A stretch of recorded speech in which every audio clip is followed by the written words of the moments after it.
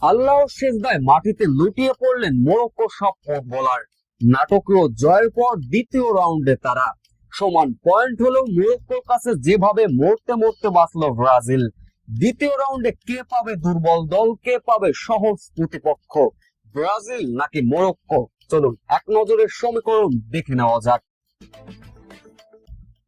একই সময়ে match Brazil Scotland, অন্য প্রান্তে মরক্কো হাইতি। জয় পেলে হবে না মরক্কো কিংবা ব্রাজিলের, এরই ভিতর ছিল সমীকরণ আর অনেক কিছুর ব্যবধান। কে হবে গ্রুপ চ্যাম্পিয়ন? এমন অবস্থায় এদিন হাইতির মুখোমুখি হয়েছিল মরক্কো। শুরু থেকেই চলে আক্রমণ আর পাল্টা আক্রমণ। দুর্বল দল হাইতির বিপক্ষে ঘাম জড়িয়ে নাটকীয়তায় জয় তুলতে হয় শেষমেশ। প্রথমার্ধে মরক্কোর কঠিন পরীক্ষা নিয়েছে হাইতি, যেন কোনো এক অঘটন ঘটতেছিল। তবে দুইবার পিছিয়ে পড়েও সমতায় ফিরে তারা। ম্যাচের 10তম শুরুতে অবশ্য লিড পেয়ে যায় হাইতি, তাতে করে কিছুটা ব্যাকফুটে ছিল অবশ্য মরক্কো। ম্যাচে ফিরতে মরিয়া হয়ে ওঠে মরক্কো। প্রথমার্ধের শেষ ভাগে যেন লড়াইটা জমে উঠেছিল বাঘের সিংহের। 39তম মিনিটে হাকিমের গোলে সমতায় ফিরে মরক্কো। এরপর 2 মিনিট যেতে না যেতে আবারও আক্রমণে হাইতি। ডিবক্সের অনেক বাইরে থেকে হাইতি ফুটবলার স্টোর দূরপাল্লার শট, তাতে করে 2-1 লিড পেয়ে যায় হাইতি। প্রথমার্ধের শেষ ভাগ অর্থাৎ অ্যাডেড টাইমে সাভিরিয়ার অসাধারণ গোল, তাতে করে 2-2 সমতায় প্রথমার্ধেতে বিরতিতে গিয়েছিল দুই দল।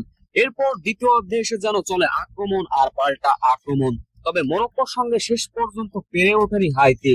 78 থেকে 89 মিনিটের ভিতর আরো 2টা গোল দিয়ে বসে মরক্কো, তাতে করে ভালো খেলেও হারলো হাইতি। শেষ পর্যন্ত হাইতিকে 4-2 গোলের ব্যবধানে পিছিয়ে থেকেও মরক্কোর এমন জয় সত্যি অবিশ্বাস্য। হাইতির বিপক্ষে এমন জয় 3 ম্যাচে 7 পয়েন্ট নিয়ে গ্রুপ রানার্স আপ হয়ে দ্বিতীয় রাউন্ড নিশ্চিত করলো মরক্কো। এখন প্রশ্ন হচ্ছে, তাহলে মরক্কোর কাছে কিভাবে বাঁচলো ব্রাজিল? বিশ্বকাপের মঞ্চে 3টা করে ম্যাচ খেলেছে এই দুই দল, যেখানে সমান 7 পয়েন্ট, কিন্তু গোলের ব্যবধান হচ্ছে ব্রাজিল 3 ম্যাচে করেছে 7 গোল, অন্য প্রান্তে 3 ম্যাচে 6 গোল করেছে মরক্কো।